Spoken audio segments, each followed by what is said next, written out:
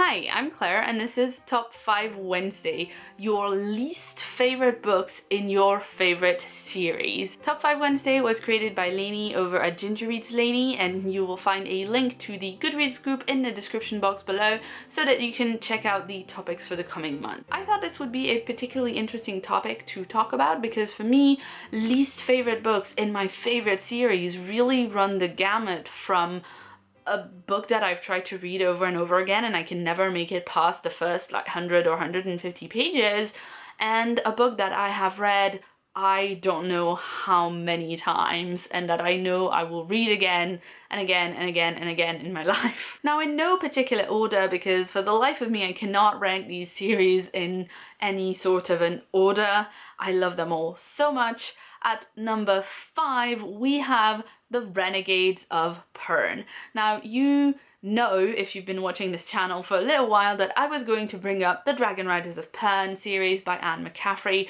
which was a firm favorite of mine when I was a teenager, and I have read these books so many times.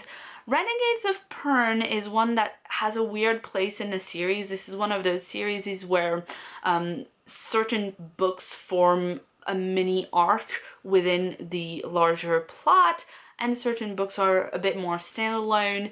And Renegades of Pern is a bit more standalone, but it also centers on a character who will become a bit of an antagonist in later books.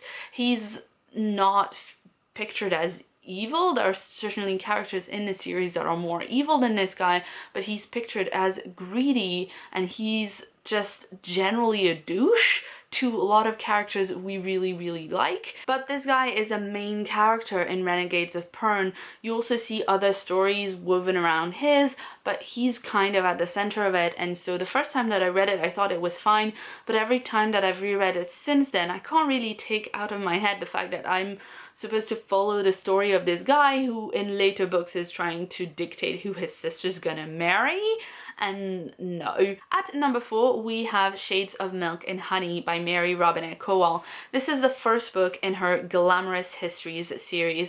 This is a Fantasy of Manners series, which is basically Jane Austen with magic. And the first book is a straight up Jane Austen pastiche, where if you know Jane Austen, even just by virtue of having read and seen adaptations of a few of the Jane Austen books, you will recognize a lot of tropes in this. And so for me that was the issue. Even though I really love the world building in this book, there are moments where it reminds me forcefully that it's a Jane Austen pastiche, and that kind of takes me out of the story, which is why I don't like it as much as the other books in the series.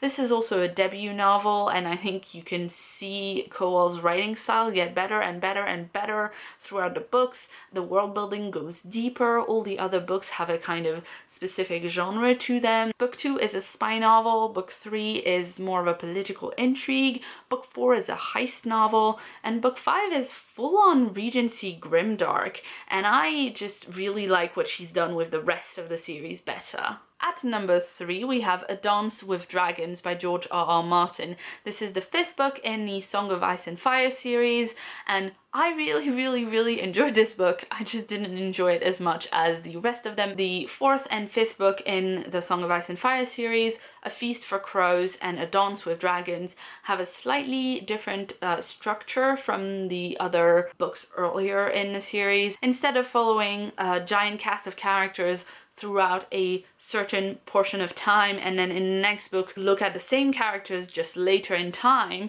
in A Feast for Crows we look at maybe 2/3 of the characters for a certain period of time, and then in A Dance with Dragons we go back to the beginning of the timeline in A Feast for Crows and we follow the other characters we haven't really followed up to the middle of the book, and then we start following everybody else for another chunk of time. So that is something that annoyed me with both A Feast for Crows and A Dance with Dragons. I actually preferred A Feast for Crows out of the two because some of the smaller characters like Asha Greyjoy and the Kingsmoot or Princess Ariane in Dorne, I enjoyed their stories better, whereas in Dance with Dragons I was really bored with the marine plotline in Slaver's Bay. I just want Daenerys to come to Westeros with her dragons and do some dragon fighting. At number 2 is a book that I have never managed to finish, but it wasn't for lack of trying. The Colour of Magic by Terry Pratchett,